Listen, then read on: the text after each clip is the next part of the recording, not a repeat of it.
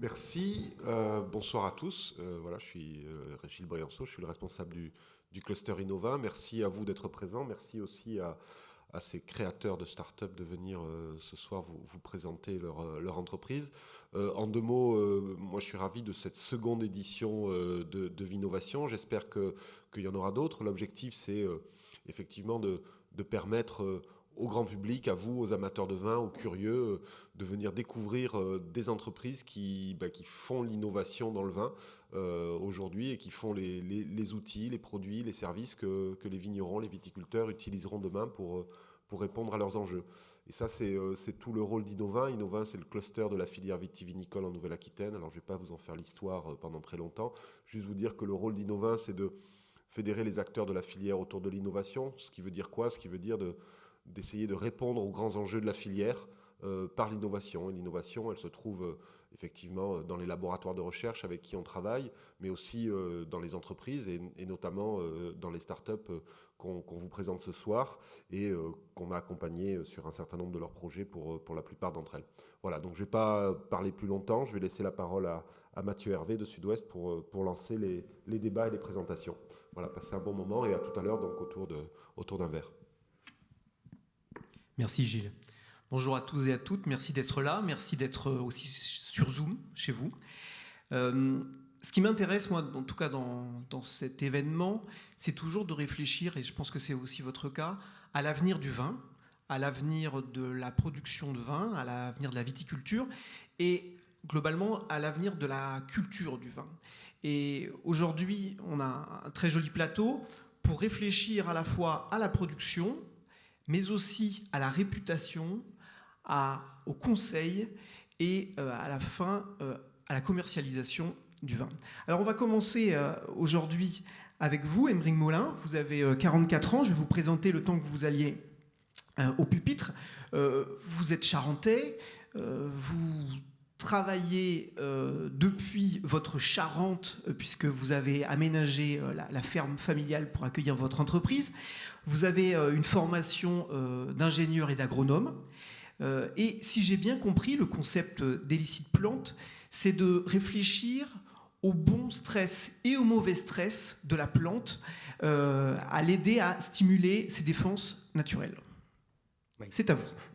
Merci. Alors, je ne sais pas si on peut avoir la présentation.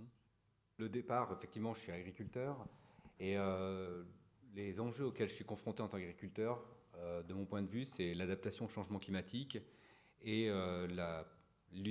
essayer de préserver la qualité sanitaire des cultures en utilisant moins de produits phytosanitaires. Pour moi, c'est les deux défis auxquels je suis confronté pour le XXIe siècle. Et au-delà des défis qui s'imposaient déjà à moi au XXe siècle, mais pour le XXIe siècle, c'est ces deux défis-là. Et donc l'entreprise que l'on a créée avec deux autres associés s'appuie sur une innovation que l'on considère comme une innovation de rupture et que Christian Huyghe, le directeur scientifique agriculture de l'INRA, considère également comme une innovation de rupture, parce qu'il s'agit d'utiliser un mécanisme naturel d'adaptation des plantes au stress qui repose sur les phytostérols. Alors les phytostérols, c'est la partie un peu technique que l'on va voir dans la présentation, c'est un composé de la membrane cellulaire des plantes et qui va réguler la perméabilité de ces membranes pour les adapter à leur environnement. Et donc elles ont un rôle, ces phytostérols ont un rôle à la fois dans les stress biotiques et dans les stress abiotiques, donc maladie et manque d'eau par exemple. Donc cette connaissance sur les phytostérols et leur rôle dans l'adaptation physiologique des plantes est connue depuis une quarantaine d'années par la recherche, mais ce que l'on n'avait pas trouvé jusqu'à présent, c'est comment introduire ces phytostérols de façon exogène dans la plante pour retrouver l'adaptation naturelle des plantes, mais en anticipation à un stress, c'est-à-dire adapter la plante avant que le stress hydrique n'arrive ou adapter la plante avant que la maladie n'arrive. Et parce que les plantes ne font que s'adapter une fois que le stress est arrivé. C'est le message, en général, vient du stress, et nous, on le génère avant. Et notamment, ce que l'on fait, donc on a trouvé la technique comment introduire ces phytostérols, et ce que l'on recherche comme effet principal, c'est la fermeture partielle des stomates, donc qui sont les pores de l'épiderme des plantes par lesquels se fait la transpiration, mais aussi par lesquels les maladies peuvent pénétrer dans la plante. Donc le premier effet, Le premier effet, c'est d'améliorer la croissance racinaire pour un certain nombre de plantes. Dans le cas de la vigne, c'est un peu compliqué à démontrer dans la mesure où on est sur des profondeurs d'enracinement extrêmement importantes qui peuvent aller dans la roche. Et donc, c'est assez compliqué de démontrer des croissances racinaires, mais on le fait facilement sur les plantes annuelles. Et l'autre phénomène, donc, c'est la fermeture des stomates avec la diminution de la cinétique de consommation d'eau, ce que l'on représente à la fois par le réservoir plus grand et la bonde un peu fermée, qui permet de durer plus longtemps avec la même quantité d'eau, sans avoir de stress. Et le deuxième effet, c'est de faire une barrière à l'entrée des maladies. Donc on ne vient pas tuer les maladies, on les empêche simplement de rentrer. Donc on s'intègre dans des itinéraires conventionnels.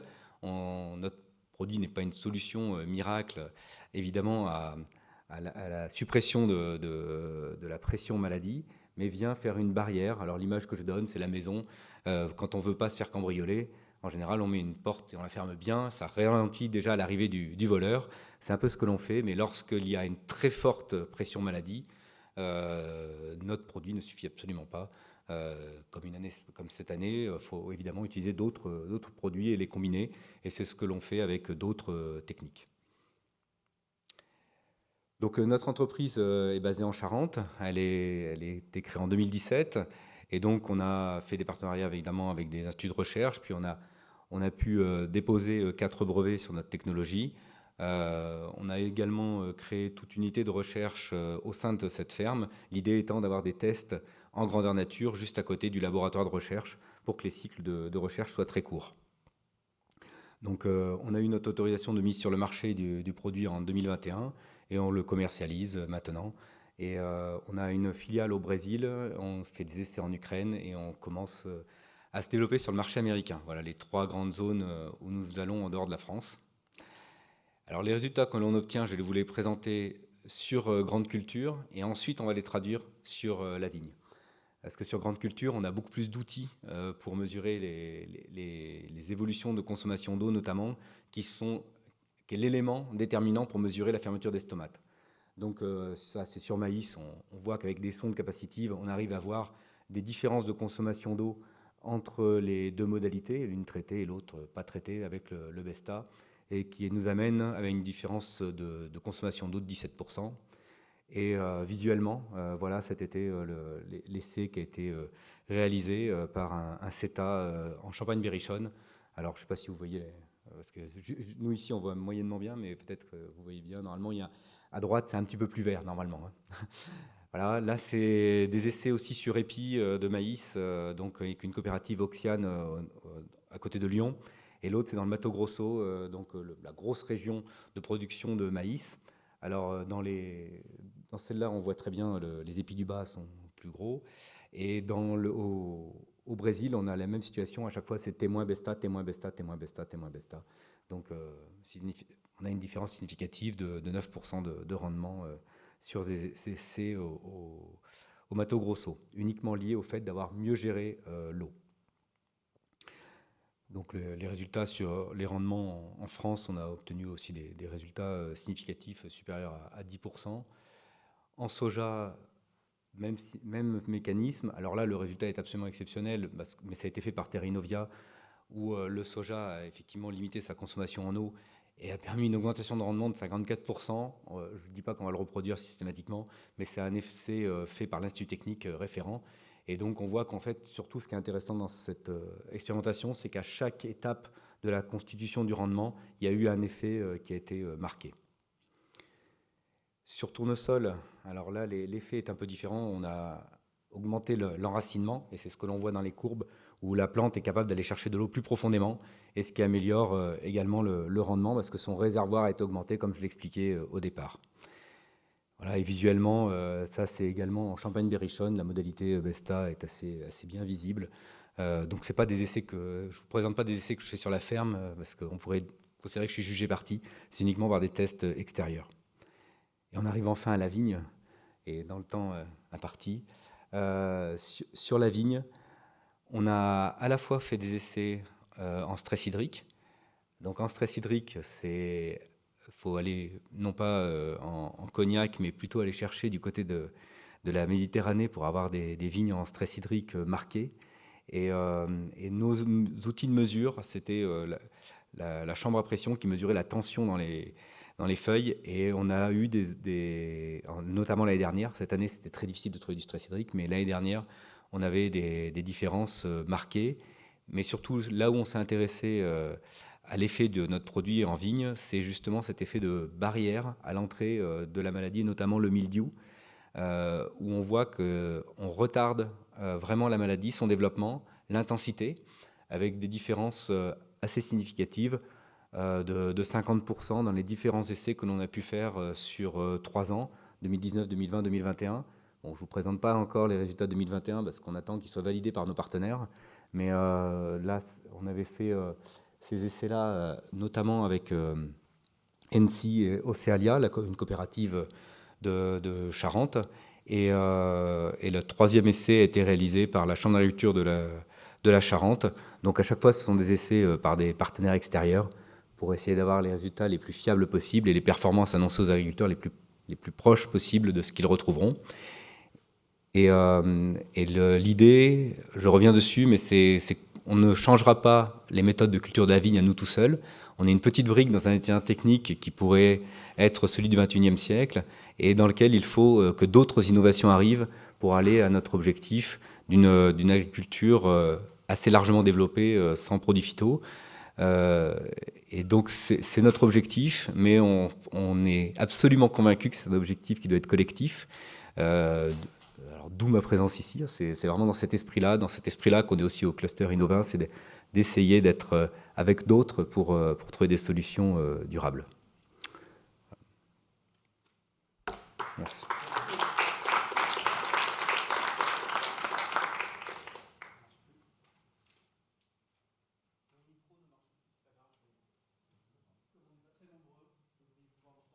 Alors, la deuxième société que nous allons accueillir, quand j'ai pris connaissance de ce projet, j'avais l'impression d'être vraiment dans un film de science-fiction. Sans doute qu'un certain nombre d'entre vous l'étaient aussi. On est au moins dans de la viticulture d'avenir, puisqu'on va parler quand même d'un tunnel qui protège la vigne.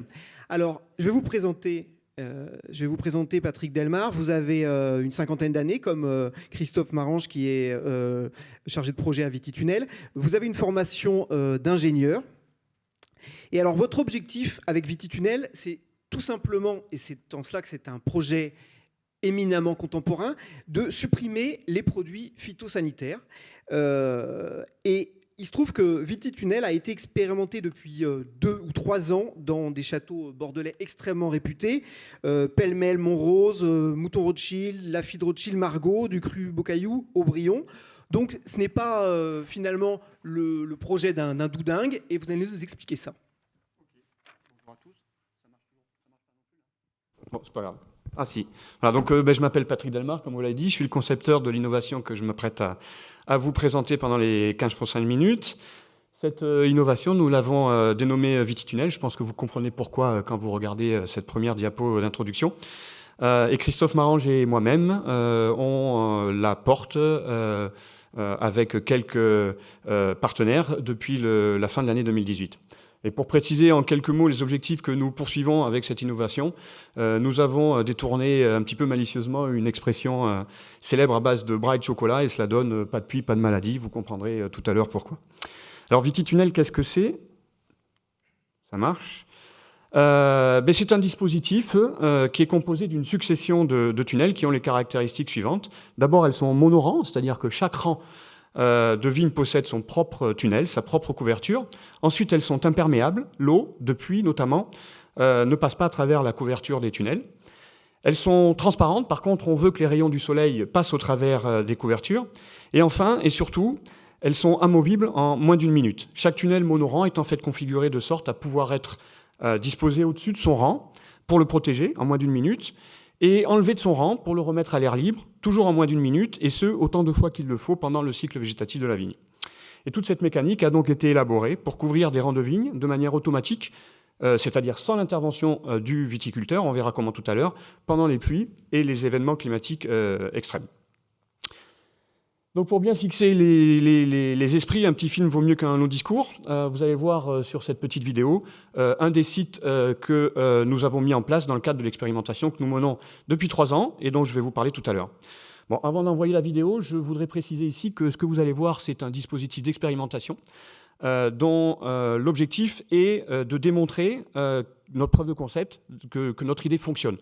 Ce dispositif, ce que je veux dire par là, c'est qu'il n'a pas été conçu dans un souci d'adaptation aux contraintes d'exploitation, notamment les pratiques culturelles telles que le rognage ou le levage, ni dans un souci d'esthétique. Il n'aurait pas été cohérent au début de notre projet d'investir du temps, de l'argent et de l'énergie sur ces aspects-là, alors qu'on ne savait même pas si notre idée marchait. Voilà, donc la vidéo, il faudrait peut-être baisser le son, s'il vous plaît. Donc la première partie de cette vidéo montre les vititunnels dans leurs différentes positions. D'abord des vues aériennes du vititunnel en position rangée, donc les vignes à l'air libre, en position déployée, les vignes sous la bâche bien à l'abri. Voilà. Et dans la deuxième partie du vititunnel, vous allez voir, voilà, donc vous voyez ici une vue de côté de ce vititunnel. On va voir dans la deuxième partie un cycle de fonctionnement du dispositif où donc on a un capteur qui détecte l'arrivée des pluies et qui donne l'ordre par le biais d'une centrale de pilotage que vous venez de voir à des moteurs de dérouler des bâches. Donc là, vous voyez le vititunnel en cours de déploiement, le vititunnel complètement déployé avec les vignes bien en dessous, bien à l'abri de la pluie. Donc il n'y a aucune goutte d'eau qui tombe sur les feuilles. Et puis une fois que la pluie est partie, le vititunnel, le capteur de pluie le détecte et dit au vititunnel de se ranger. Et donc les tuyaux s'enroulent dans le sens inverse. Voilà. Vous voyez donc ici un vititunnel vu de côté qui est composé donc de 2 tubes sur lesquels sont enroulés des bâches et qui, en position rangée, quand il n'y a pas de pluie, sont répartis de part et d'autre longitudinalement du vititunnel. Alors, de quoi est composé un vititunnel? Je vais passer très très vite parce qu'il faut carburer, on m'a dit. Il est composé d'un raccordement à une source d'électricité. Donc, quand il n'y a pas de réseau filaire à côté, on installe les panneaux solaires. Il est composé, donc vous l'avez vu, de capteurs, donc capteurs de pluie, sonde de température, on verra qu'on s'en sert pour le gel, qui est relié à une centrale de pilotage qui, elle-même, actionne des moteurs. Donc là, vous voyez les moteurs qui sont disposés en bout de rang. Des moteurs qui sont reliés à des cardans, eux-mêmes reliés à des tubes sur lesquels sont enroulées les bâches. Voilà. On travaille 2 types de bâches. Une bâche, la première qui est à gauche, c'est une bâche complètement imperméable. Et celle qui est à droite, c'est une bâche qui est respirante. Voilà, on teste ces 2 types de bâches en fonction des résultats pour choisir la bonne bâche à la fin. Et donc les bras, les tubes sur lesquels sont enroulées les bâches sont supportés par des bras et des brides qui portent tous ces tubes. Voilà, le principe c'est simple, il fait beau, le vititunnel est en position rangée, les bâches sont enroulées sur leurs tubes. Le capteur de pluie détecte la pluie, commence à pleuvoir, le vititunnel se déploie, les bâches se déroulent sous l'action des moteurs. Donc là, vous voyez un vititunnel en cours de déploiement. Il pleut, le vititunnel est en position complètement débroyée, les vaches sont complètement déroulées et la vigne est bien à l'abri, au chaud, à l'abri des gouttes d'eau, sous les bâches. Il ne pleut plus depuis 6 minutes, on a mis un petit temps tampon pour éviter que les bâches se ferment et se rouvrent intempestivement tout le temps quand on a des successions de pluies comme les giboulées de mars par exemple. Donc là, il ne pleut plus depuis 6 minutes, le vititunnel est en cours de rangement, les bâches se réenroulent dans le sens inverse sur leur tube, et tant qu'il ne pleut pas, le vititunnel reste en position rangée, et les bâches sont complètement enroulées sur leur tube. Et ainsi de suite, à chaque fois qu'il y a des pluies sur le cycle végétatif de la vigne. Voilà. À quoi ça sert? Eh bien, ça sert à protéger les vignobles des pertes de récolte dues au climat, donc les pertes de récolte dues au gel, au grêle, qui malheureusement avec le réchauffement climatique se font de plus en plus fréquentes sur ces dernières années, mais aussi les pertes de récolte dues à la coulure. Alors je ne vais pas rentrer dans le détail, je ne sais pas s'il y a des spécialistes ici, mais la coulure, c'est un phénomène qui se produit quand il pleut sur la fleur de vigne.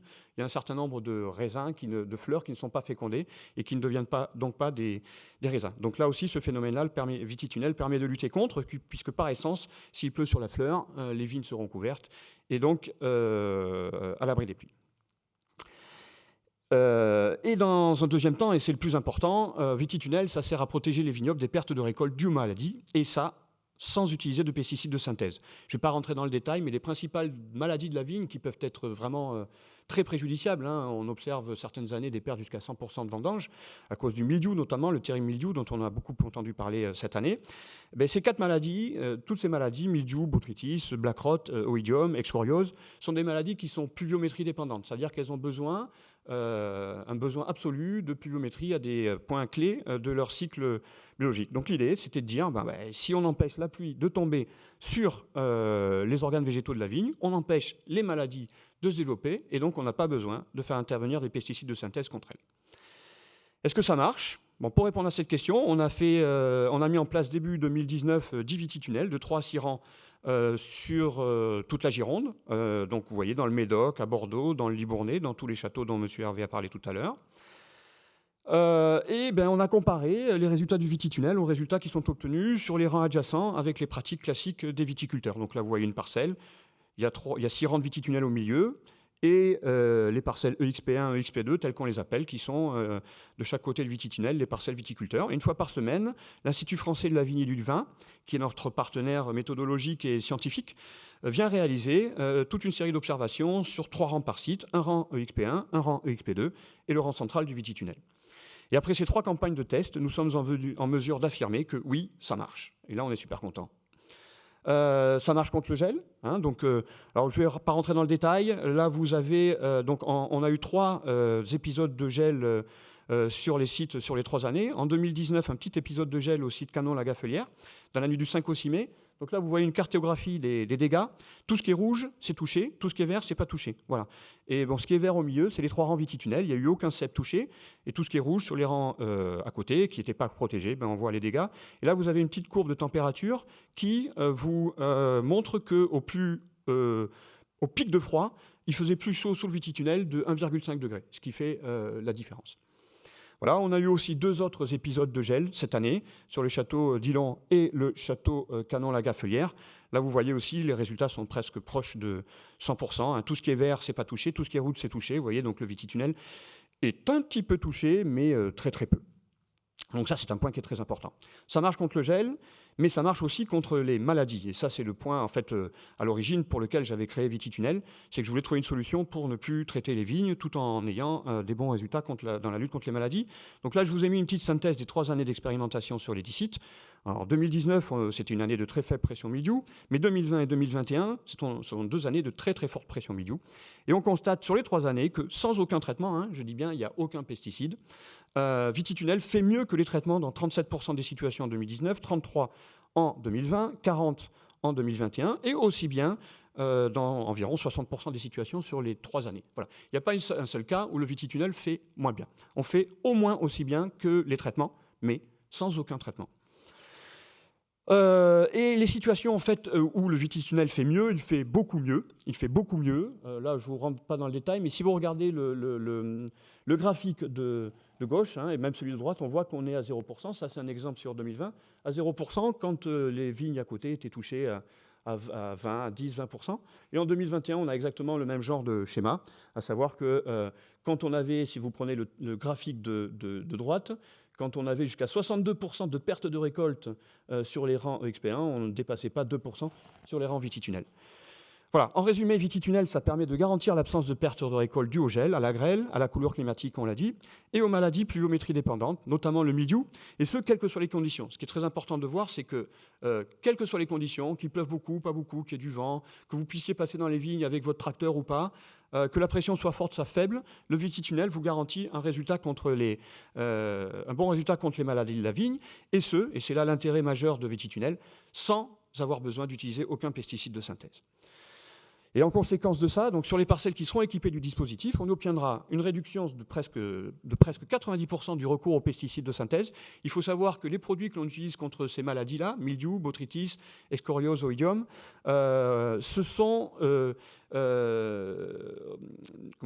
justifient presque 90%, selon Agreste, l'organisme de la statistique officielle, 86% des produits utilisés en France en moyenne. Et si on ne traite plus ces maladies-là, on éradique complètement tous les produits dangereux pour l'homme, puisque tous les produits qu'on utilise sur ces maladies-là, tous les produits dangereux pour l'homme sont des produits qui sont utilisés sur cette maladie-là. Donc à date, à notre connaissance, Vititunnel est la seule solution qui permet d'atteindre des objectifs aussi ambitieux en matière de réduction du recours aux pesticides. Voilà, quels sont les enjeux? C'est proposer une solution aux problématiques posées par le réchauffement. On demande de parler tellement vite que j'en bafouille.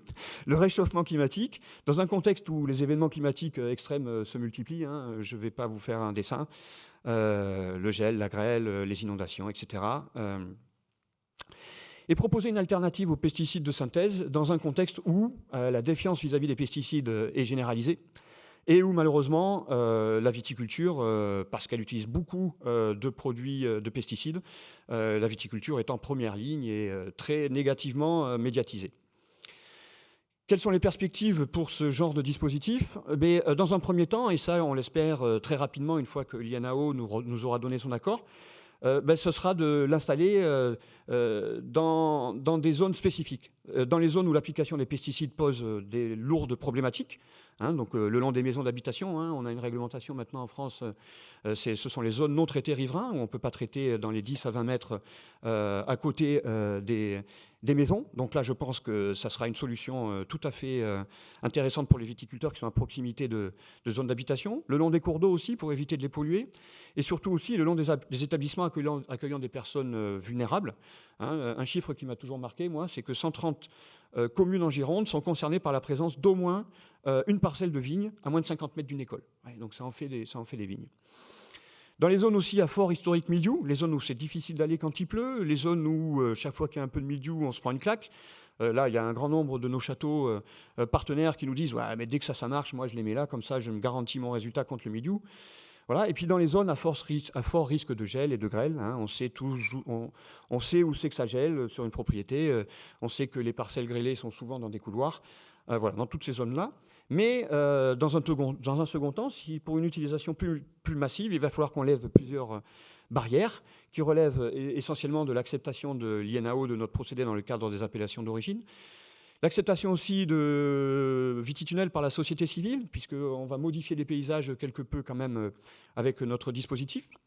Et ça va dépendre aussi de notre capacité à produire un dispositif intégré au paysage, un dispositif à un coût acceptable par la viticulture et un dispositif adapté aux contraintes d'exploitation classique. Voilà. J'en ai fini, je suis dans les temps, plus ou moins. Remerciements, je tiens quand même à remercier tous nos partenaires financeurs, France Agrimaire de la région Nouvelle-Aquitaine, d'ailleurs on est en train de leur demander un financement en ce moment. Partenaires opérationnels, donc les établissements Barque et séristes professionnels à Clérac, et l'IFV, l'Institut français de la vigne et du vin, j'en ai déjà parlé. Partenaires institutionnels, donc on est la pépinière de start-up Unitech, on est suivi depuis le début par Gilles et Innovin, et on fait partie aussi de la start-up de Bernard Magret. Et tous nos partenaires châteaux que nous remercions chaleureusement parce que non seulement ils nous prêtent des vignes, mais en plus ils financent notre projet. Merci pour votre écoute. Merci Patrick Delmar de Vititunnel.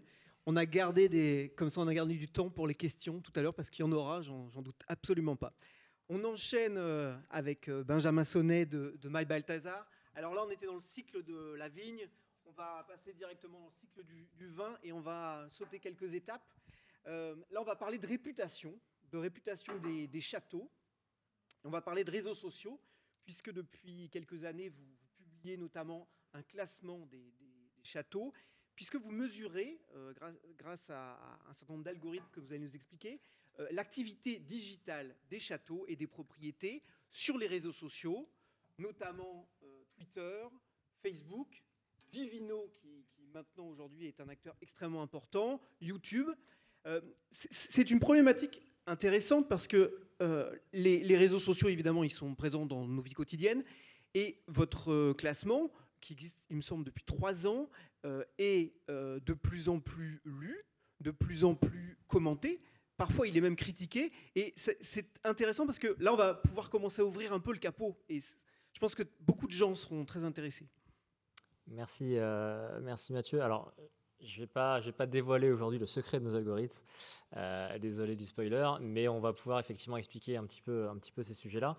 Avant d'entrer dans les détails, effectivement, ces classements qu'on a commencé à publier en 2018 avaient pour objectif, dans un premier temps, de nous faire connaître, parce qu'on n'avait pas forcément de connexion dans l'univers du vin, et je pense que chaque start-up qui travaille cet univers peut attester à quel point ça peut être compliqué dans un premier temps de pouvoir converser avec les personnes de cet univers-là. Mais ça permettait aussi de dresser un état des lieux qu'on est content de répéter chaque année pour montrer déjà la progression des domaines viticoles sur la prise en compte du sujet digital et aussi la progression de certains qui prennent en compte de façon beaucoup plus forte ces enjeux-là, d'autant plus avec le Covid, et on va y revenir.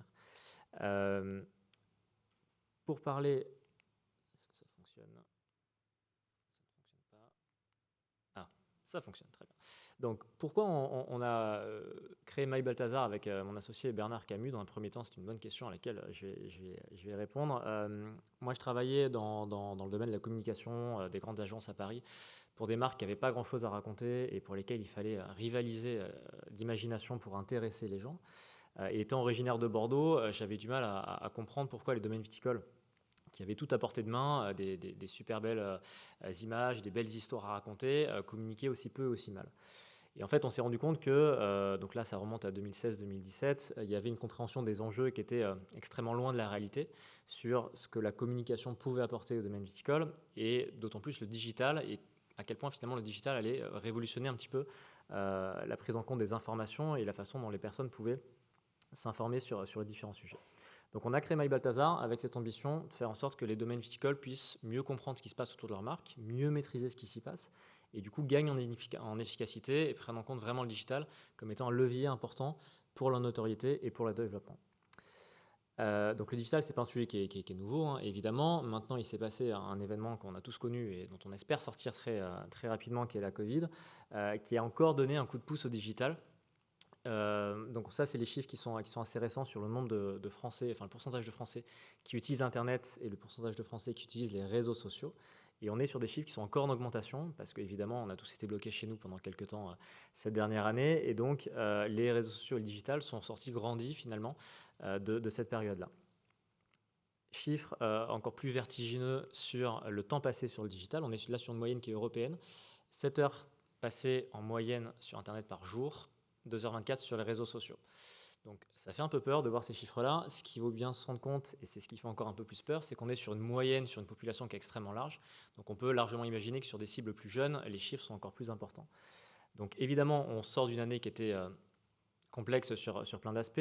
Néanmoins, les premières études qui apparaissent sur une période qui est presque post-Covid, c'est qu'on redescend un tout petit peu d'un palier sur l'utilisation du digital. Néanmoins, l'évolution des comportements fait qu'on est quand même sur une progression globale si on revient par rapport à ce qui se passait en 2019. Donc ces éléments-là, c'est des éléments qui sont importants parce que plus on passe de temps sur Internet, plus on passe de temps sur les réseaux sociaux, moins on passe de temps ailleurs. Et donc on arrive à une époque où le digital finalement fait office de premier lieu d'information dès qu'on recherche des infos sur un sujet ou sur un autre. Et donc ce qui fait que Google, Instagram, YouTube, voire LinkedIn ou TikTok deviennent des vrais leviers sur lesquels on va rechercher des informations en priorité avant d'aller éventuellement sur d'autres médias. Donc évidemment, c'est un sujet qui est important pour les marques. Évidemment, c'est un sujet qui est important pour les marques viticoles aussi. Et on en vient à cette phrase qui a été un peu détournée et retravaillée avec le temps, mais qui est: votre marque n'est pas ce que vous en dites, mais ce que Google et les réseaux sociaux en disent. Ce qu'on entend par là, c'est que peu importe ce que vous dites ou ce que vous dites ou ce que vous faites, c'est les réseaux sociaux ou Google qui sont la première réponse aux questions que se posent les gens. Donc, il faut être présent sur ces plateformes-là. C'est là-dessus que se joue la notoriété, et c'est là-dessus que se jouera la notoriété à l'avenir. Si on refait un parallèle avec l'univers du vin, et plus spécifiquement à Bordeaux, ce qui a créé vraiment la notoriété des vins de Bordeaux, outre leur qualité, évidemment, les vins de Bordeaux sont les meilleurs du monde en tant que Bordelais, je ne vais pas dire l'inverse, mais la qualité n'est pas le seul élément qui joue sur la notoriété et sur ce que les gens en retirent.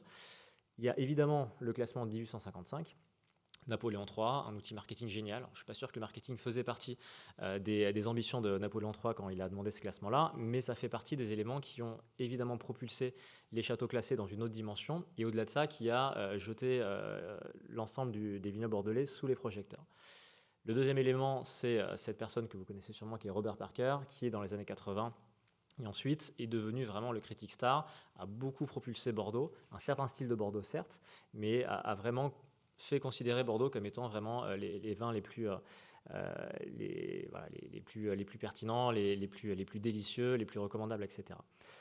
Ces éléments-là sont aussi présents sur le digital, évidemment, mais la cible d'aujourd'hui, donc les jeunes, ce qu'on appelle la génération Y, la génération Z, donc les personnes nées après les années 80, sont moins sensibles au classement 1855, moins sensibles à ce qu'est Robert Parker, parce que d'autant plus que Robert Parker ne note plus les vins maintenant, et vont aller vers d'autres sources d'informations pour juger de ce qui est intéressant ou ce qui ne l'est pas. Les vins de Bordeaux ont finalement jamais eu besoin de communiquer de leur histoire parce qu'ils s'appuyaient sur 2 éléments de communication qui étaient extrêmement forts et sur lesquels ils n'avaient pas grand-chose à apporter de plus. On arrive maintenant dans une sphère où la notoriété des vins va potentiellement être travaillée de façon différente. Très difficile de savoir où en seront les vins dans 5 ans, 10 ans et qu'est-ce qui jouera vraiment sur l'aspect notoriété. Néanmoins, c'est difficile d'imaginer que le digital sera totalement en dehors de l'équation. Donc, il faut travailler sur le digital. Et c'est là-dessus que My Balthazar intervient. Nous, ce qu'on fait, en fait, on a développé une plateforme qui va permettre de mesurer tout ce qui se passe sur le digital, tout ce qui se passe sur les réseaux sociaux, autour de plusieurs centaines de domaines viticoles. On fait des remontées tous les jours et ça permet de nourrir notre expertise, évidemment, mais de nourrir aussi nos clients en information. Quand je parle de digital, je parle de ces plateformes-là, parce que c'est sur ces plateformes, finalement, que se passe la majorité des contenus. Les réseaux sociaux, donc les historiques, entre guillemets, Facebook, Twitter, Instagram un peu plus récent, YouTube sur la vidéo, LinkedIn, Vivino, potentiellement demain TikTok, potentiellement demain d'autres réseaux qui n'existent pas encore et qui seront référents dans quelques années. Donc sur ces plateformes-là, on va aller mesurer tout ce qui se passe chaque jour autour des marques qui nous intéressent, autour de leurs concurrents, autour de marques qui ne travaillent pas avec nous aujourd'hui, mais qui travailleront peut-être avec nous demain, mais en tout cas sur lesquelles ça nous permet de constituer un historique et notamment de publier les classements dont Mathieu parlait tout à l'heure sur la visibilité finalement des domaines viticoles sur chacune de ces plateformes-là. Et donc ce qu'on fait de ces datas, l'idée c'est vraiment d'apporter de la compréhension sur les enjeux, d'apporter de la maîtrise sur ce qui se passe auprès de nos clients, donc au travers d'une plateforme, donc vous voyez quelques exemples de visuels ici, au travers d'études qu'on est capable de faire aussi, et donc d'expliquer à nos châteaux de façon extrêmement visuelle et extrêmement ludique ce qui se passe autour de leur marque. Est-ce que ce qu'ils font est efficace? Est-ce que ce qu'ils font est plus efficace que leurs concurrents, leurs modèles, leurs référents? Et de voir comment chacun se positionne dans cet écosystème digital. Donc, je ne vous montre pas toute la plateforme, mais il y a plusieurs éléments qui permettent de catégoriser ça sur une vision globale, sur une vision plateforme par plateforme. Pour des châteaux, par exemple, qui n'ont pas d'intérêt spécifique à communiquer sur Twitter, on peut isoler les autres plateformes aussi. L'idée, c'est aussi de suivre ce qui se dit sur ma marque, quelle est la typologie des personnes qui me suivent sur les réseaux, la typologie des personnes qui parlent de moi, qu'est-ce qu'on dit quand voilà, on peut visualiser sous des systèmes de nuages de mots-clés, par exemple, les grandes thématiques qui ressortent quand les personnes parlent de moi. On travaille aujourd'hui, nous, avec une quarantaine de domaines viticoles, alors beaucoup à Bordeaux, mais aussi un petit peu en Champagne et à l'étranger. On a commencé à travailler historiquement avec les grands crus, parce que c'était ceux qui, de notre point de vue, nous semblaient la cible la plus évidente à travailler. Mais depuis la Covid et depuis ce qui se passe, on se rend compte que finalement, le sujet digital touche vraiment tout le monde. Et donc, on a la volonté de travailler avec beaucoup de domaines viticoles, pas forcément ceux qui ont plus d'argent, mais aussi avec des domaines qui ont des surfaces budgétaires un peu plus limitées, mais qui ont aussi des besoins sur le digital et qui ont besoin des outils comme le nôtre pour pouvoir se développer sur ces sujets, anticiper l'avenir et éviter de disparaître de la carte. Voilà pour My Balthazar. J'ai été assez synthétique, j'ai essayé en tout cas. Si vous avez des questions, on sera ravis d'y répondre juste après. Merci beaucoup, Benjamin. On en termine avec ces présentations avec vous deux, Sylvain Thibault et Julien Laitier, cofondateurs de WineSpace. Je vous laisse rejoindre le pupitre. Vous êtes tous les deux ingénieurs de formation. Vous avez 30 ans tous les deux. Sylvain, vous êtes œnologue et nancéen d'origine. Et Julien, vous avez une formation en commerce en plus, et vous êtes bisontin. Donc bisontin, ça m'a permis d'apprendre comment s'appellent les habitants de Besançon. Votre outil est tourné vers le consommateur, et ça nous permet donc de terminer notre tour d'horizon. Vous proposez finalement, grâce à l'intelligence artificielle, qui s'est vraiment diffusée partout, de remplacer, entre guillemets, le conseil du sommelier. Et vous le faites à destination notamment des professionnels, si j'ai bien compris. C'est à vous. Exactement, merci pour la présentation. Donc nous, chez WineSpace, on combine 2 domaines qui peuvent paraître assez éloignés, qui sont le vin d'un côté, qui est très, très historique, qui est très tourné vers la tradition, et de l'autre côté, l'intelligence artificielle. Et donc nous, on utilise l'intelligence artificielle pour justement mimer les compétences des experts du vin. Et donc pour commencer, on a voulu vous mettre une petite définition pour un petit peu briser la glace sur l'intelligence artificielle. On entend beaucoup de choses. plein de gens qui imaginent Terminator, que l'intelligence artificielle va nous changer, va révolutionner le monde. Aujourd'hui, l'intelligence artificielle, et c'est ce qui est dit dans cette définition, elle vient simuler l'intelligence humaine. Elle ne crée rien, elle reproduit des compétences humaines. Donc cette définition, c'est l'ensemble des théories et des techniques mises en œuvre en vue de réaliser des machines capables donc, de simuler l'intelligence humaine. Et donc chez WineSpace, c'est exactement ça qu'on fait. On utilise le potentiel de l'intelligence artificielle pour simuler les compétences des experts du vin. Donc nous, on intervient sur la fin de la filière vin, donc on s'est concentré sur des métiers comme le caviste, comme le sommelier, comme l'œnologue. Une fois que le produit il est fini, qu'il est là pour être vendu, et comment on va le conseiller, comment on va le vendre. Et donc c'est là-dessus où on a notre expertise et où on développe ces algorithmes.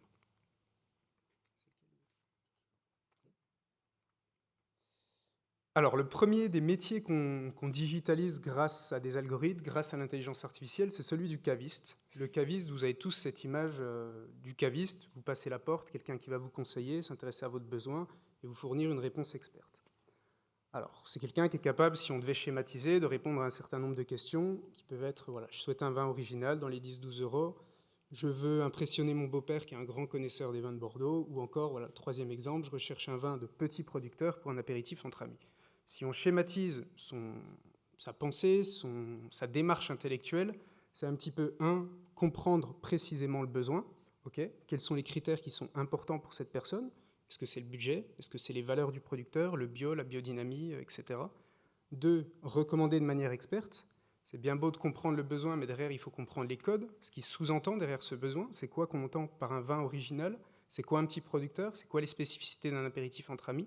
Et puis 3, c'est un petit peu la cerise sur le gâteau. J'ai compris le besoin, j'ai trouvé le vin, et maintenant je viens aider le consommateur à s'immerger dans la vie du domaine, dans la vie du producteur, dans l'instant de consommation, comment le boire, avec quoi le boire, pour un petit peu l'accompagner jusqu'au bout de sa dégustation.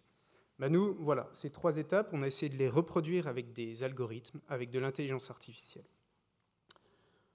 La première étape, qui est la compréhension du besoin, ce qu'on a fait, c'est qu'on a développé un algorithme qui est capable de faire comme quand vous passez la porte du caviste. Il va vous poser une première question.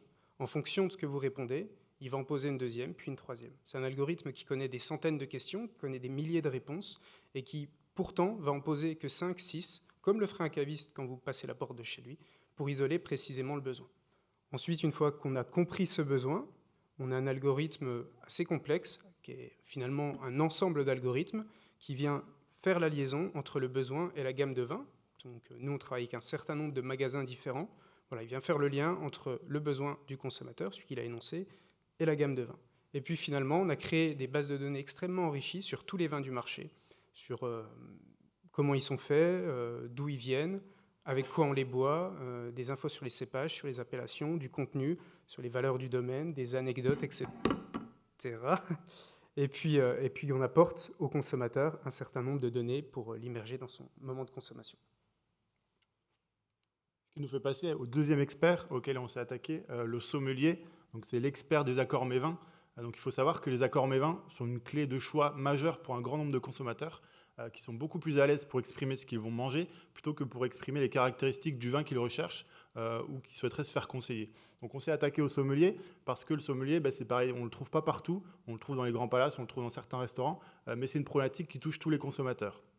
Et donc de la même manière, on a décomposé sa logique intellectuelle et on a essayé de la reproduire.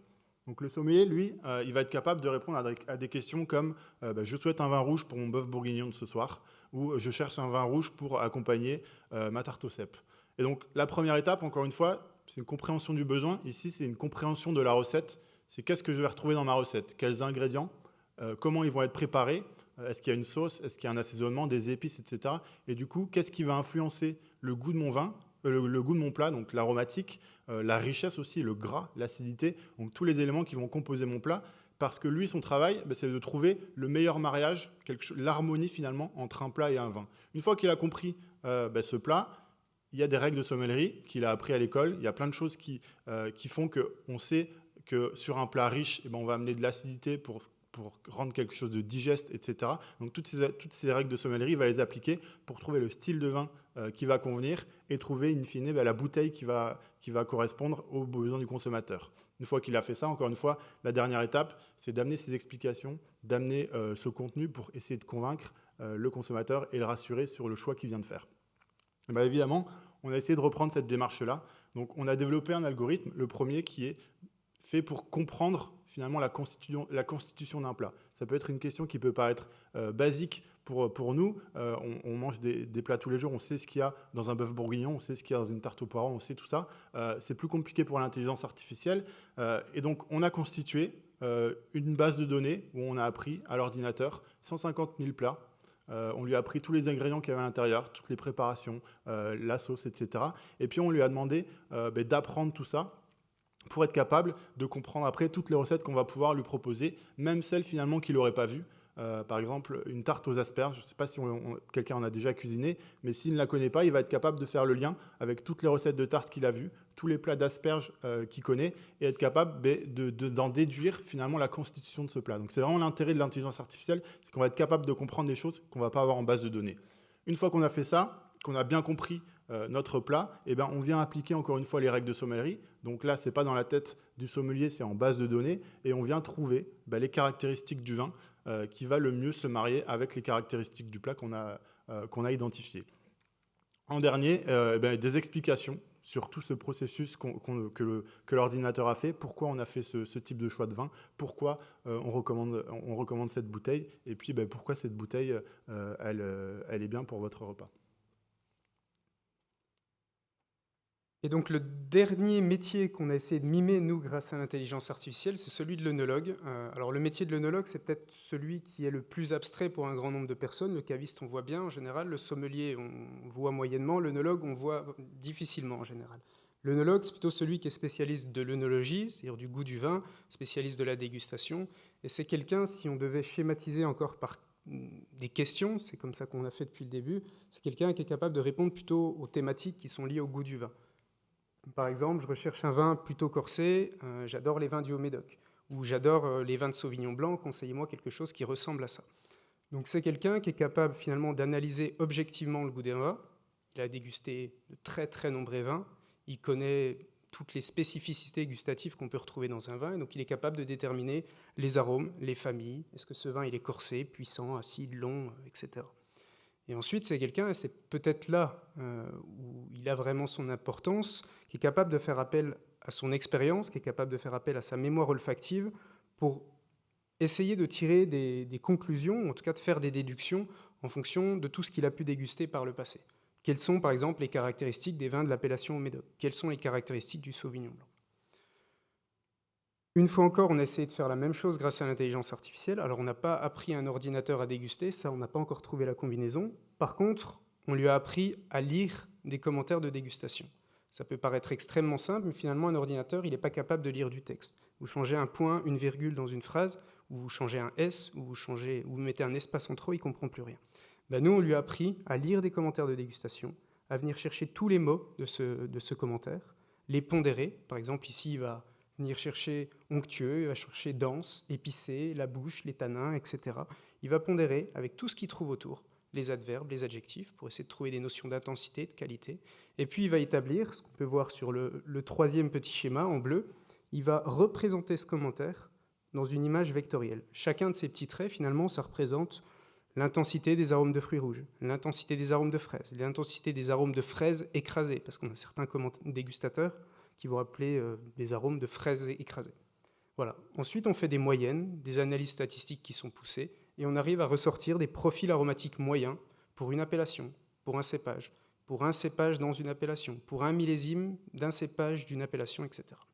Voilà, c'est très schématique. On vous a mis un petit exemple pour que vous compreniez. Ça, c'est une question. Quelle est la différence entre un vin jeune du Haut-Médoc et un vin un peu plus vieux? Vous la posez à n'importe quel œnologue, il a sa réponse. Nous, notre algorithme, il en a une autre. Et la sienne, elle est basée sur des milliers de commentaires de dégustation qu'il a analysés. Et donc, c'est, entre guillemets, purement objectif. Voilà. Là, par exemple, il a analysé 850 vins du Haut-Médoc. Il en a déduit que dans ces vins du Haut-Médoc, on s'intéresse ici seulement à la partie aromatique. C'est principalement des arômes de fruits rouges. Ensuite, on a des notes boisées, des notes épicées qui reviennent souvent. Et on se retrouve en 4e position avec des arômes un petit peu grillés, torréfiés. Donc ça, c'est sur des vins jeunes qui ont moins de 2 ans, quand ils ont été dégustés. On a fait la même chose en lui disant, maintenant, reprends-moi des vins qui ont été dégustés qui ont été dégustés 5 ans minimum après leur mise en bouteille. C'est le graphique de droite. On peut voir la différence, c'est que finalement, les arômes de fruits se sont estompés. Les arômes de tabac grillé, torréfié, qu'on voyait en 4e position tout à l'heure, remontent énormément. Les épices restent à peu près pareilles. Mais toute cette partie d'arômes boisés qu'on voyait tout à l'heure, très important dans les vins jeunes, finalement, elle s'est estompée. Donc cet algorithme, il serait capable, finalement, sans avoir jamais dégusté un vin, de vous expliquer concrètement la différence entre un vin jeune et un vin vieux du Haut-Médoc. Voilà. Mais ça, il peut le faire, finalement, sur tout ce qu'il veut, sur tout ce qu'on lui demande à n'importe quel moment. Pour un petit peu conclure cette présentation, donc tout ce qu'on vous a montré, c'est assez théorique, c'est même du domaine de la recherche pour un certain nombre de sujets. Mais derrière tout ça, nous, on vient chercher des applications concrètes. Et donc aujourd'hui, toutes ces technologies, toute cette innovation, on l'intègre dans des solutions qui sont destinées à la fois aux consommateurs, comme on l'a dit, pour les accompagner au quotidien, pour choisir leur vin dans un rayon de supermarché, mais également pour les professionnels du vin. Et donc la première solution qu'on a développée, qu'on a baptisée WIA, c'est une solution d'aide à la vente pour les professionnels du vin. Donc aujourd'hui, ça se destine essentiellement à la grande distribution. Et donc ça vient combiner un conseiller digital qui utilise toutes ces technologies de conseil, qui va accompagner le consommateur dans le rayon vin d'un supermarché par exemple, de la même manière que le ferait un expert humain s'il était présent, lui donner ce conseil expert. Et on l'a combiné à un outil d'analyse qui vient récupérer les données collectées par cet outil de conseil, parce que cet outil de conseil, les consommateurs vont lui exprimer ce qu'ils recherchent, leur budget, leurs envies, ce qu'ils vont manger, etc. Donc tout ça, on va l'enregistrer et on va être capable de faire un feedback au consommateur, un feedback au vendeur et de lui expliquer exactement ce que veulent ses clients dans son magasin. Donc ça a beaucoup de valeur pour lui et on va l'aider du coup à améliorer la performance commerciale de son point de vente. Donc ça, on est en train de le déployer commercialement dans plusieurs magasins Intermarché de la région bordelaise. Donc voilà, vous avez plus d'informations sur ouya.wine si ça vous intéresse. Et de l'autre côté, on développe une deuxième solution qui utilise essentiellement l'outil que je viens de présenter autour de l'œnologie, de la compréhension du goût du vin. Donc c'est une solution d'analyse pour les professionnels de la dégustation qui est en cours de développement, où l'idée c'est d'amener cet algorithme pour analyser des commentaires, permettre aux dégustateurs, aux professionnels de prendre du recul et de les aider dans le processus de dégustation.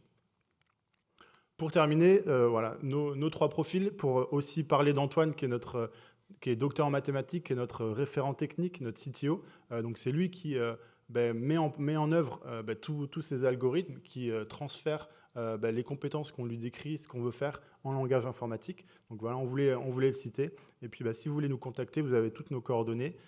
Si vous êtes intéressé par cet algorithme sur le goût du vin, on a une version bêta qui est ouverte et qui peut être testée. Si vous avez des commentaires de dégustation, on sera ravis de les analyser. Et on vous remercie.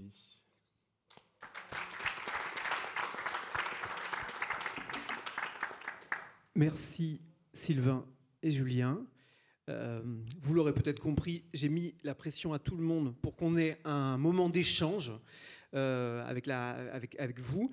Merci à vous tous en tout cas d'avoir joué le jeu et d'avoir été concis. Est-ce que dans la salle, il y a des questions ?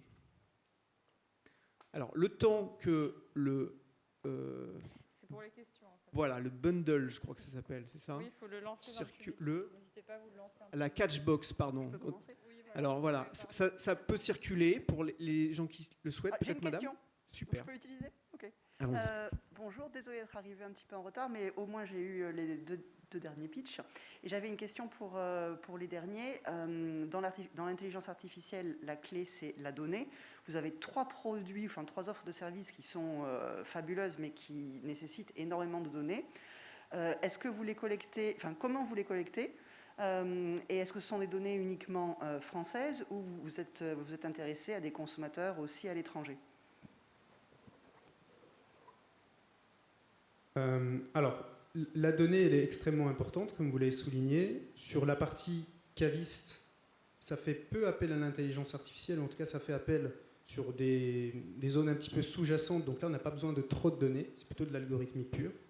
Sur la partie accord mes vins, là, on a travaillé avec des données qu'on a récupérées sur dans tout un tas d'endroits, et en fait, on lui a mis des intitulés de recettes. Et c'est nous, derrière, qui sommes venus qualifier à la main, en lui disant un bœuf bourguignon, c'est du bœuf, c'est mijoté, la sauce, c'est une sauce au vin rouge, un bœuf grillé, c'est du bœuf, la cuisine, c'est grillé, etc.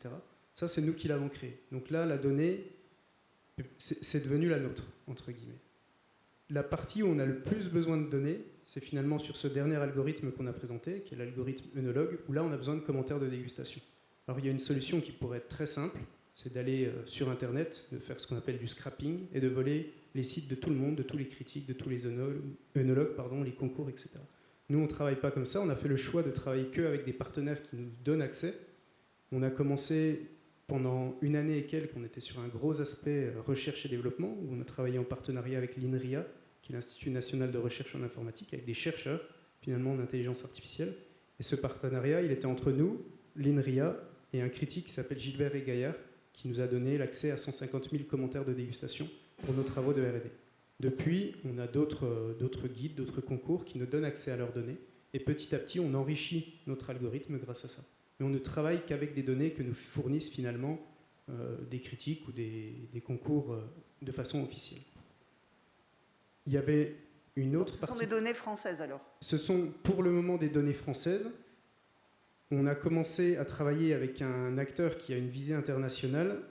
On adapte notre algorithme, on est en train de finaliser l'adaptation sur la langue anglaise et sur la langue espagnole. On sait que ça va fonctionner, mais on n'apprend pas encore à l'algorithme à faire des beaux graphiques comme on l'a fait ici, à partir de données en anglais, parce qu'on n'a pas officiellement l'accès à des commentaires anglais. Et juste pour ajouter simplement un petit mot, dans l'intelligence artificielle, il y a effectivement la quantité de données qui est importante, mais il y a aussi la qualité de données. Et là-dessus, c'est aussi très important pour nous de maîtriser cette qualité, parce que ce qu'on va envoyer dans l'algorithme de machine learning, par exemple, pour lui apprendre une compétence, si on lui apprend des choses qui sont fausses ou des choses qui sont, entre guillemets, polluées par un certain nombre de choses, il va reproduire cette erreur, ce biais. Et donc pour nous, c'est important d'avoir un regard sur la qualité de ces données et du coup de constituer cette base de données, même si au départ ça prend un champ plus restreint, on préfère constituer nos bases de données plutôt que d'aspirer et de ne pas savoir exactement ce qu'il y a à l'intérieur. Merci. Alors la catchbox a circulé, c'est à vous. Moi. Alors moi j'avais une question pour Elicite Plante, parce que vous disiez que votre but c'était quand même d'être environnementalement périn. Et je voulais savoir du coup comment ça se passait avec les phytostérols. Est-ce que c'était vraiment la manière dont c'est mis sur la vigne? Est-ce que c'est associé à des composés chimiques? Est-ce que... Voilà. Merci de la question. Le sourcing, déjà le sourcing phytostérol, il faut savoir que les phytostérols viennent des plantes. Et au moment de la trituration des graines oléagineuses, donc qui contiennent de l'huile, la trituration à chaud a des vapeurs, et dans les vapeurs il y a les phytostérols, donc on les récupère au moment de la trituration des graines oléagineuses. Donc ça c'est le point de départ majoritaire. Ensuite, évidemment, pour formuler le produit et pour qu'il pénètre la feuille, on ne met pas juste les phytostérols sur les feuilles, sinon depuis 40 ans on aurait trouvé.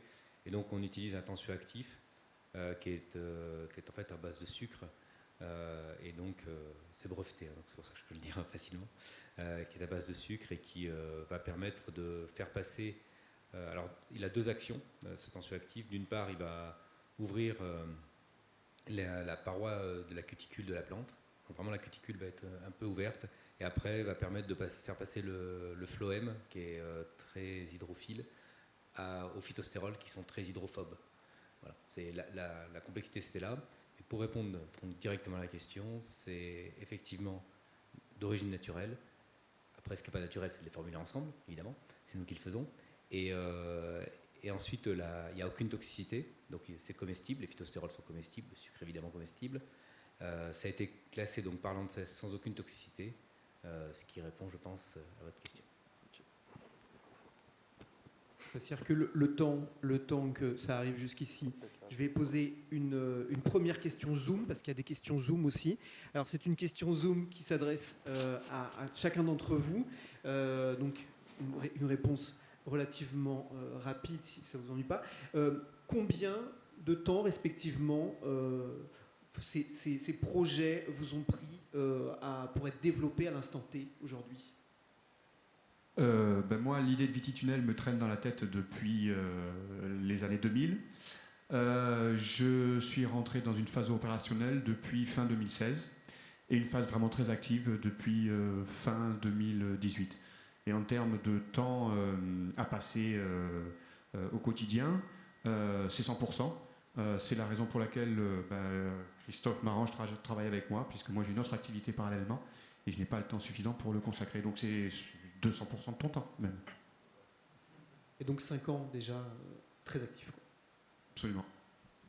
Nous, de notre côté, donc on a commencé avec mon associé à réfléchir à la solution mi-2016 et la plateforme a été opérationnelle en janvier 2018. Donc on a mis après 1 an et demi à développer les outils, l'ergonomie, etc.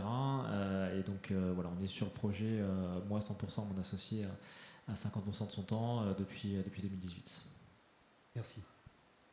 Donc, on a commencé en 2017, on a constitué l'équipe à partir de 2018, et donc aujourd'hui on est 19. On est en phase de recrutement intensif parce qu'on va passer à 40 dans l'année 2022. Donc fin 2022 on sera 40. Et donc ça a duré 4 ans pour arriver là, donc avec une phase de commercialisation qui a démarré à partir du printemps 2021. Donc 4 ans pour arriver sur le marché. Ce qui est très rapide, très très rapide dans ce domaine-là. Et nous, du coup, on a commencé à travailler sur ces algorithmes à partir de 2019. Il y a pas mal de travail, il y a beaucoup de travail de base de données initialement, il y a beaucoup de travail d'algorithmie, et puis on continue de développer tout ça. Aujourd'hui, il y a des algorithmes sur lesquels on est à peine plus avancé que la preuve de concept, on n'a pas encore le produit commercial, donc tout ça, ça prend du temps, voilà. Aussi bien sur les algorithmes que sur les bases de données, qui est vraiment le nerf de l'intelligence artificielle. Merci. On quitte les questions Zoom et on revient aux questions en présentiel. Monsieur, c'est à vous. Merci, bonsoir à tous. Alors j'avais 2 questions pour Elicit et une question pour Vititunnel. Pour Elicit, ma question c'est de savoir si vous aviez constaté une hétérogénéité d'efficacité entre au niveau de l'action des phytostérols entre un plant de vigne et un plant de maïs. Est-ce que c'est exactement la même action et la même efficacité, ou est-ce qu'il y a une différence en fonction du végétal qui est adressé, et en même temps du coup quelle est la durée aussi d'action des phytostérols ou du produit sur la plante? Alors pour la première question, effectivement il y a des véritables différences entre les plantes, et toute la connaissance d'Elicit Plant, c'est de connaître les phytostérols en jeu. Il y en a plus de 160 des phytostérols, et donc de connaître les phytostérols qui sont en jeu pour les différentes plantes. Ceci dit, une fois qu'on les a trouvés, effectivement la vigne est un végétal plus compliqué que les plantes annuelles. Le maïs est extrêmement basique, toutes les variétés réagissent exactement de la même manière. On a quelque chose de très mathématique, quasiment, de très prévisible, alors que sur la vigne, en fait, il y a à la fois la vigne, mais il y a le terroir qui va jouer beaucoup, et le type de sol et de roche sur lequel on est va complètement changer, ce qui n'est pas le cas pour le maïs. Le maïs est totalement indépendant du type de sol dans sa réaction au traitement. Et donc c'est pour ça qu'on n'a pas de produit homologué en vigne pour le moment, parce qu'on cherche à avoir les réponses à toutes les questions que les viticulteurs vont se poser au moment d'utilisation avant de le diffuser. Alors qu'en maïs et soja, on a vraiment fait complètement le tour du sujet. C'est extrêmement simple, et ce sera partout de la même manière dans le monde, parce qu'au Mato Grosso, au Brésil ou en France, que ce soit au sud ou au nord de la France, on a exactement les mêmes réactions.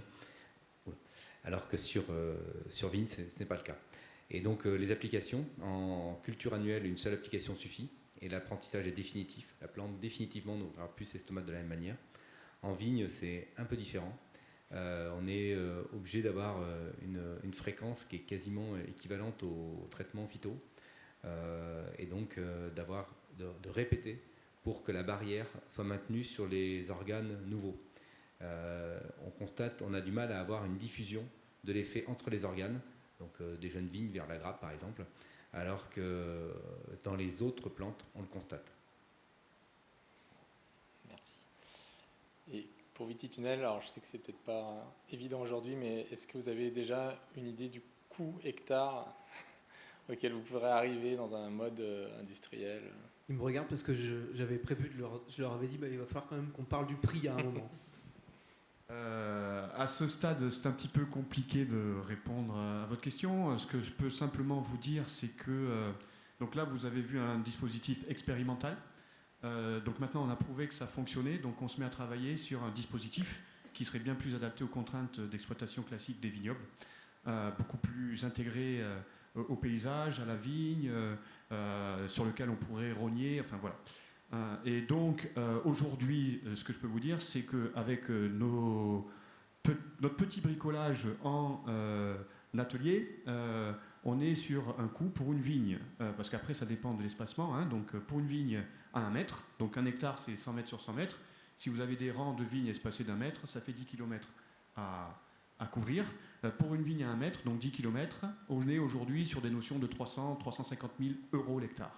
Voilà. Notre objectif, moi je ne suis pas du tout un industriel, mais je suis en contact maintenant avec des gens qui sont industriels et qui me disent clairement que dès que vous passez du garage à la toute petite série et à la grande série, vous divisez par 2 en gros les coûts de production. Donc notre objectif à nous, il est qu'à terme, et on a fait une petite étude de marché aussi pour savoir à quel prix on pouvait imaginer vendre un dispositif comme ça, notre objectif c'est que ça ne coûte pas plus pour une vigne où il y a 10 km à courir, donc une vigne à 1 mètre, plus que 150 000 euros, donc soit 15 euros le mètre linéaire. Voilà. Après, dès que vous passez sur une vigne à 2 mètres, il n'y a plus que 5 km, donc on divise par 2, etc. etc. C'est à vous. Bonsoir, ma question est pour OneSpace principalement. Il y a eu, par rapport à votre application de conseil en magasin notamment, il y a déjà eu des expériences passées, Vinereco, Max le Sommelier, développé avec Carrefour, qui avait des moyens. Quel regard vous portez sur cet historique, sur ces solutions qui n'ont pas marché, et en quoi vous vous différencieriez principalement, on va dire? Alors, ça rejoint effectivement plus une question sur Zoom, sur effectivement l'idée et l'histoire effectivement des recommandations par intelligence artificielle ou au moins par historique, effectivement. Également, j'ajoute aussi, il y a des sites d'accord Mévin, enfin il y en a pléthore, et c'est pour essayer de mieux comprendre où se situe votre différence. Et voilà. Exactement, Merci. très bonne question. Bah, évidemment, tous ces projets, même toutes ces startups et toutes ces entreprises qui se sont lancées, on les a étudiés, on a analysé leurs outils, leurs propositions de valeur, leurs produits, etc. Il y a beaucoup de ces produits, on a remonté plusieurs points qui peuvent expliquer pourquoi ça n'a pas forcément fonctionné. Donc on a aussi analysé tout ça pour construire notre offre. Un des critères, le premier, c'est au niveau de l'outil de conseil. Il y a beaucoup de gens qui sont arrivés avec des outils un peu gadget, un peu basiques, où ils étaient capables de nous recommander un vin rouge de Bordeaux à moins de 10 euros. Donc évidemment, ça, on va dans le rayon de Carrefour, on choisit le rayon Bordeaux, on regarde la 3e étagère et puis à peu près on va trouver notre vin, quoi. Donc il y a beaucoup de gens qui sont arrivés avec des choses très simplistes parce que c'est aussi c'est assez complexe le travail du caviste, le travail du sommelier, et finalement ça ne répondait pas aux besoins du consommateur. Après il y a d'autres raisons plus technologiques. L'intelligence artificielle n'était pas forcément aussi développée, aussi accessible, les gens n'étaient pas forcément aussi connectés. Nous on a fait le choix de ne pas mettre de tablettes par exemple en magasin. Ça simplifie la vie aux vendeurs notamment. Pas besoin de tirer de câble électrique parce que mettre l'électricité dans un rayon, c'est pas si simple que ça. Il n'y a pas besoin de borne Wi-Fi. Il y a plein de contraintes qui peuvent expliquer que même pour le vendeur, finalement, celui-ci ne se retrouvait pas dans la solution parce que c'était des coûts qui étaient assez importants et finalement un bénéfice qui était assez restreint. Et donc c'est aussi ça qu'on a travaillé et c'est aussi pour ça qu'on est arrivé avec cette offre de données qui pour le coup les intéresse. Eux, avant tout, ils sont intéressés par le conseiller en magasin. Ce qui les intéresse aussi beaucoup, c'est cette donnée sur le consommateur qu'on va pouvoir avoir tout au long de l'année en fonction de la saisonnalité. On va pouvoir anticiper aussi des tendances plus de fond sur la demande sur certains produits. Et donc il y a une vraie plus-value aujourd'hui pour ces vendeurs à utiliser notre offre plutôt que simplement mettre un conseiller et payer pour un conseiller en magasin. Globalement, il y a plein de choses qui peuvent expliquer. Il y a plein de gens qui s'intéressaient à trouver la bouteille et une fois qu'ils avaient trouvé la bouteille, ça s'arrêtait là.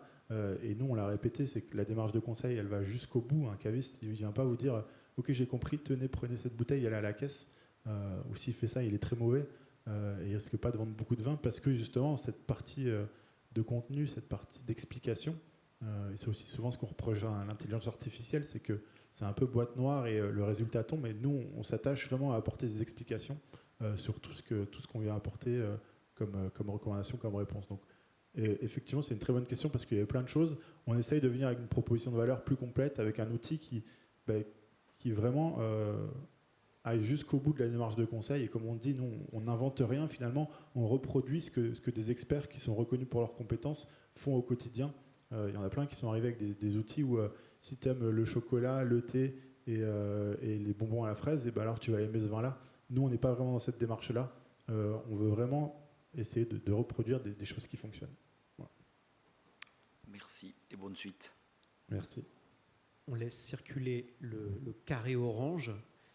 Moi, j'ai eu une question à nouveau entre-temps pour vous, Christophe Delmar. Il y a eu trois millésimes très différents à Bordeaux. Est-ce que, puisque vous avez aussi le recul sur 3 années, est-ce que vous avez eu des surprises après l'installation en fait, de Vititunnel dans les propriétés, en fonction des millésimes différents, peut-être le rapport avec le gel, la grêle ou ce genre de choses? Est-ce qu'il y a des choses que vous n'aviez pas anticipées? Oui, alors on a parlé beaucoup de la maladie mildiou, sans parler d'autres maladies. Alors, j'ai passé un peu très vite parce qu'on n'avait pas le temps, mais il y a une maladie qui est un peu spécifique qui s'appelle l'oïdium, qui dépend pour partie au tout début de son cycle de l'eau, mais qui, une fois que les premières contaminations ont été faites, n'a plus besoin d'eau et c'est le vent qui la dissémine. Voilà, donc moi j'imaginais au tout départ que l'utilisation de Vititunnel allait permettre de contrôler la maladie oïdium, et en fait oui, mais dans une certaine mesure on constate que la maladie oïdium n'apparaît que plus tard, vu qu'on a empêché la pluie de faire les premières contaminations. Après, les vignes se font contaminer par des spores qui sont dans le vent, dans l'air, et qui viennent contaminer apportés par des vignes qui sont beaucoup plus loin. Donc la première mauvaise surprise, ça a été qu'on ne contrôlait pas complètement la maladie oïdium, et mauvaise surprise que l'on a contrecarré en inventant, alors j'en ai pas parlé puisqu'on n'avait pas le temps, moi je peux vous en parler pendant 24 heures du projet, mais on a installé dans les piquets qui supportent nos bâches des petits diffuseurs à soufre poudre, qui est un produit bio, naturel, non dangereux pour l'homme, et qui, sous la bâche fermée, pulvérise de temps en temps des petites doses de soufre poudre afin de contrôler la maladie oïdium. Voilà, donc ça a été une mauvaise surprise. Autre mauvaise surprise, enfin je ne sais pas si je continue. Autre mauvaise surprise, c'est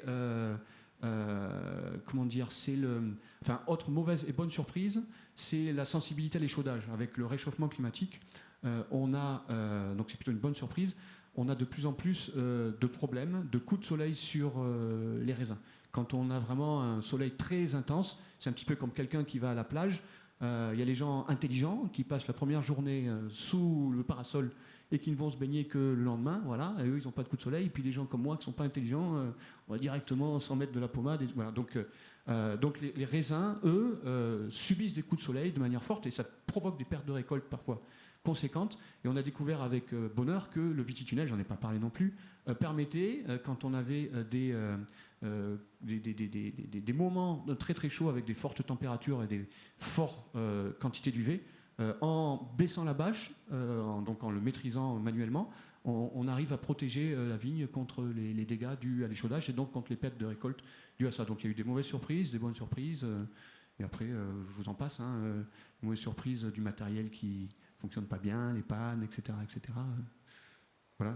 Alors, bonne surprise, le gel aussi. Vous avez compris qu'à l'origine, le dispositif a été créé pour diminuer le recours aux pesticides, mais on a découvert aussi des effets collatéraux bénéfiques comme la protection contre le gel.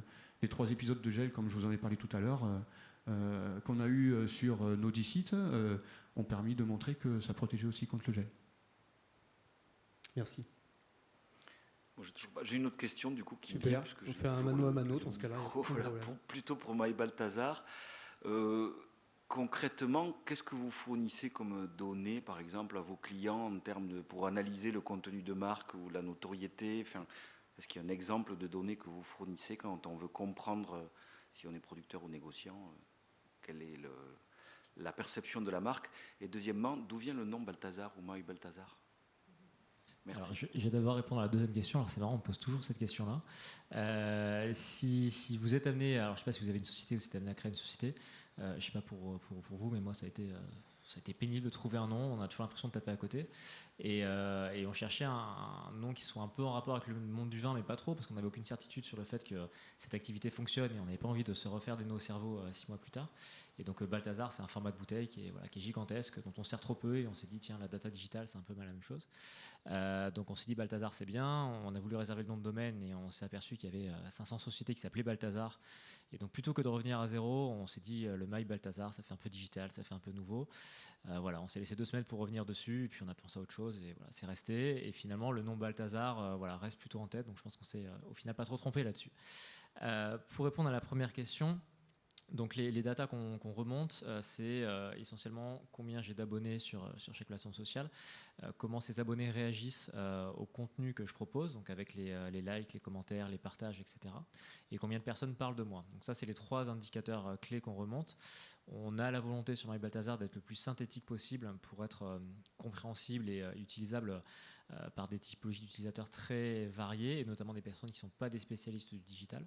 Donc après, on peut aller un peu plus loin, mais dans l'idée, on reste vraiment sur ces 3 typologies d'informations et qu'on va remonter sur chacune des plateformes qu'on audite.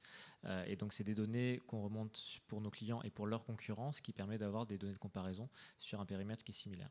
Et pour nos clients, on va après se connecter à leurs réseaux sociaux aussi de façon automatique et donc remonter beaucoup plus de détails d'informations pour qu'ils aient un degré d'analyse qui soit plus précis sur le taux d'engagement, sur des choses comme ça. Alors, je vais prolonger par une question pour Benjamin également. On a l'impression, et là c'est aux spécialistes du digital que je parle, qu'aujourd'hui, en fait, la communication numérique des marques de vin, des propriétés, des châteaux, finalement passe principalement par 2 réseaux qui sont Instagram et Vivino, et que finalement, que ce soit Facebook, que ce soit Twitter et que ce soit YouTube que vous mesurez, désormais c'est un peu de la figuration. Est-ce que vous avez cette perception-là, ou est-ce que finalement c'est juste une impression ? Alors, nous, c'est des questions qu'on pose systématiquement à tous les personnes qu'on rencontre dans les vignobles, et les réponses ne sont pas systématiquement similaires. Il y a une plateforme qui remonte de façon systématique depuis un peu plus d'1 an, qui est Instagram, comme étant la plateforme la plus importante, ou en tout cas celle sur laquelle on passe le plus de temps. Ce n'était pas forcément le cas il y a 2 ans, 2 ans et demi, où ça restait encore très Facebook. Ça sera peut-être pas le cas dans 2 ans. On est sur un phénomène qui est extrêmement cyclique sur le digital, où les personnes vont communiquer plus facilement sur des plateformes sur lesquelles elles se sentent à l'aise et sur lesquelles il y a finalement le meilleur taux de réponse. Et donc Instagram répond bien à ces 2 enjeux. C'est une plateforme aujourd'hui qui est utilisée par beaucoup de gens, et sur lequel on est capable d'avoir un degré d'interaction et d'engagement des utilisateurs qui est assez fort. Vivino, c'est une plateforme qui est utilisée, mais sur un aspect qui est un peu différent, parce qu'il y a une optique qui est commerciale aussi. L'idée, c'est de pouvoir parler à des personnes qui sont potentiellement des consommateurs ou qui vont le devenir. Mais historiquement, c'était une plateforme sur laquelle on ne pouvait pas forcément faire beaucoup de choses. Donc Vivino a changé un peu son approche et est disponible maintenant auprès des propriétés, pour des tarifs qui sont assez élevés, mais qui permettent de modifier un peu sa présence et de l'agrémenter de contenu, etc. Après, sur les autres plateformes, Twitter sort un petit peu de l'équation, parce que c'est une plateforme qui était très intéressante pour cibler les influenceurs, les professionnels. Les influenceurs, on les retrouve beaucoup sur Instagram maintenant. Les professionnels, on les retrouve beaucoup sur LinkedIn. Et d'ailleurs, c'est une plateforme qui prend beaucoup d'importance aujourd'hui. Les confinements et l'annulation des voyages, des salons a été un sacré déclencheur au niveau des propriétés pour prendre cette plateforme d'assaut, et ça fonctionne plutôt bien. Les retours sont assez positifs auprès des marques aussi. Et qui sait, peut-être dans 2 ans, ça sera TikTok, ça sera d'autres plateformes. Donc voilà, c'est un monde qui évolue vite, c'est ça aussi qui est intéressant. Mais effectivement, pour répondre de façon très synthétique à la première question, c'est Instagram aujourd'hui qui est la plateforme numéro 1. Instagram vraiment leader. Y a-t-il des questions, madame ? Bravo. Bravo à vous 2. Oui, c'est une question pour Viti-Tunnel. On a parlé de l'investissement tout à l'heure, du coût à l'hectare, s'il y avait une production industrielle. Ma question est sur la durée ou durabilité du système, en sachant qu'on utilise des bâches. On utilise déjà ce type de bâches, notamment dans les cultures arboricoles et dans les fruits. Est-ce que vous avez une idée, même si ça ne fait pas suffisamment de temps, du temps que peut être utilisé les bâches pour les retours sur investissement, etc. Alors, pour toute cette partie-là, on s'appuie sur l'expertise de nos partenaires. Donc aujourd'hui, c'est la société Bar qui travaille dans le monde de la serre. En ce qui concerne les bâches, ils ont des durées de vie qui sont aux alentours de 20 ans. On estime que sur le Vititunnel, avec l'utilisation qu'on en fait, elle se sera peut-être un peu moindre, même si le nombre de fonctionnements d'un Vititunnel est très faible, tant à la durée et la quantité. Donc on table plus sur une dizaine d'années pour se donner une marge de sécurité, même si on espère aller au-delà. Pour le reste, ça reste du matériel, je dirais, pérenne. Il reste la question de la motorisation. C'est pareil, on essaie de partir sur des durées de 10-15 ans minimum. Donc aujourd'hui, ce sont des voies sur lesquelles on travaille pour justement assurer une fiabilité aux futurs prototypes commercialisables. Et le poids du prix de la bâche dans le prix final du Vititunnel est finalement assez faible, en fait. Non, mais je pensais aussi au système de location, comme ça existe quand il y a un investissement lourd. Voilà, on nous a parlé aussi des spécialistes en finance de ce système de location. J'avoue que j'ai du mal encore à l'imaginer sur un dispositif comme ça que vous voyez qui est installé. Il y a des travaux, on est obligé de faire des tranchées pour mettre de l'électricité, etc. Donc, mais effectivement, j'ai discuté avec des financiers, des gens de la finance qui me disent votre outil, moi je le vois bien en gestion location. On est dans une étape un petit peu ultérieure. Il faudra voir ça avec le directeur financier plus tard, quoi. Une autre question derrière. Ouais, moi j'ai une question qui concerne un peu tout le monde, un peu moins My One Space, puisque vous travaillez moins avec les viticulteurs. Mais en fait, je voudrais savoir quel type de viticulteur, parce qu'en fait, j'ai un peu le cliché du viticulteur traditionnel accroché à ses valeurs, qui veut travailler avec l'ancienne méthode et qui dit que c'est pas quelqu'un qui vient d'un milieu d'ingénieur qui va lui apprendre à faire son travail. Et du coup, je me demande si vous avez vraiment un style plutôt de gros domaines qui vendent bien à l'international, qui ont beaucoup d'argent, ou si vous arrivez un peu à toucher tout le monde avec ça. Voilà. Et je vais répondre pour Vititunnel. Nos partenaires châteaux aujourd'hui, vous avez vu, hein, c'est des grands noms, c'est des premiers ou des deuxièmes crus, ou c'est des vignobles appartenant, des vignobles parapublics. Voilà. Ce sont des gens qui ont de l'argent, ce sont des gens qui sont vraiment perturbés par la problématique des pesticides, hein, puisque aujourd'hui c'est quotidien, on parle des pesticides en mal. Voilà. Et moi, ce que je vois, c'est que en fait, les 10 châteaux que vous avez vus, j'ai une autre activité parallèlement où je donne des conseils phyto au château. Donc, c'est des clients à moi. Au début, ils m'ont accueilli avec un œil un petit peu curieux sur la base de ma réputation. Et ils ont voulu presque un petit peu me faire plaisir à accueillir mon dispositif dans leur vigne pour voir comment ça fonctionne. La première année, la pression était faible, mais ils commençaient à avoir un œil un petit peu différent. La deuxième année, la pression était forte. Ils commençaient à imaginer où c'est qu'ils allaient mettre ça dans leur vigne. Et la troisième année, là, après la deuxième année de très forte pression, ils sont en train de me dire, M. Delmar, il faut se dépêcher, l'INEAO, il faut qu'il accepte, parce que moi, je vais en mettre là à l'école. En fait, notre dispositif, il est un peu un truc de déglingo. Hein, et je pense qu'il est en avance par rapport... Aujourd'hui, peut-être que la majorité des viticulteurs ne sont pas mûrs à accepter ce genre de dispositif. Ils ne sont pas mûrs parce qu'ils n'ont pas touché du doigt.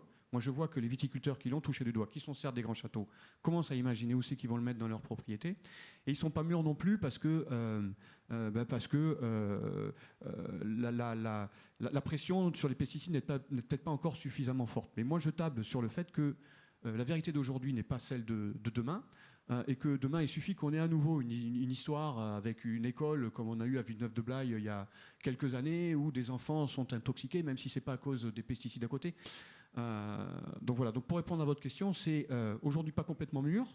Les gens qui y touchent en voient tout de suite l'intérêt, mais il faut y toucher pour en voir l'intérêt.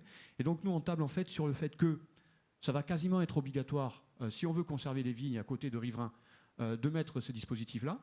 Les gens vont voir comment ça fonctionne, les gens vont voir qu'on n'a pas de mildiou avec aucun pesticide, et petit à petit, ça va faire boule de neige et ça va être installé sur d'autres d'autres surfaces. Mais clairement, je pense qu'aujourd'hui, à part les grands châteaux de Bordeaux, quelques maisons de Champagne, quelques grandes maisons de Bourgogne, aujourd'hui, on va dire qu'à échéance de 5 ans, ça sera spécifique à des gens qui ont de l'argent et des grands châteaux.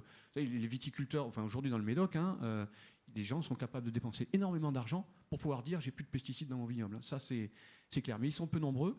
Et donc, petit à petit, je pense que dans 5-6 ans, ce genre de dispositif-là sera de plus en plus accepté par la viticulture. Pour compléter un peu ce qu'a dit Patrick, concernant les cultures, la méthode culturale, c'est-à-dire toute l'historique en fait, de la culture de la vigne, il faudra aussi qu'on soit en possibilité d'amener des solutions. Il y a de vieilles méthodes culturales, telles que le levage, qui se faisait par ce qu'on appelle du tressage, qui peut être adapté pour le vititunnel. Donc c'est à nous, en vendant le vititunnel et en installant le vititunnel, d'éduquer le viticulteur de telle manière à lui montrer que cette solution, elle est possible, tout en faisant quelques concessions sur les méthodes culturelles.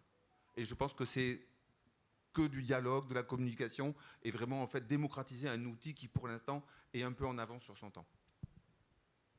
On continue le tour de table. Finalement, je résume la question, c'est qui vos clients ? Alors, nous, on travaille aujourd'hui avec des grands crus quasi exclusivement. On a quelques domaines familiaux aussi parmi nos clients. On échange avec beaucoup de gens. On fait notamment des webinars, des formats vraiment pédagogiques qui sont accessibles à tout le monde, et pas seulement vignoble d'ailleurs, et des études aussi, comme Mathieu en a parlé tout à l'heure, sur lesquelles on a des domaines en fait, de tout horizon qui s'intéressent à ce qu'on fait. Après, clairement, il y a la question budgétaire. La communication est souvent considérée comme étant le point budgétaire le moins important, le moins stratégique. Ça change un petit peu, mais voilà, on a aujourd'hui effectivement des clients qui sont très orientés Grand Cru, et on aimerait que ça change parce que je pense que le digital est intéressant pour tout le monde. Oui, bon, la question se pose peut-être un peu moins nous concernant, c'est nos clients, alors pas actuellement en vigne on est toujours en R&D, mais nos clients dans les autres cultures sont tous les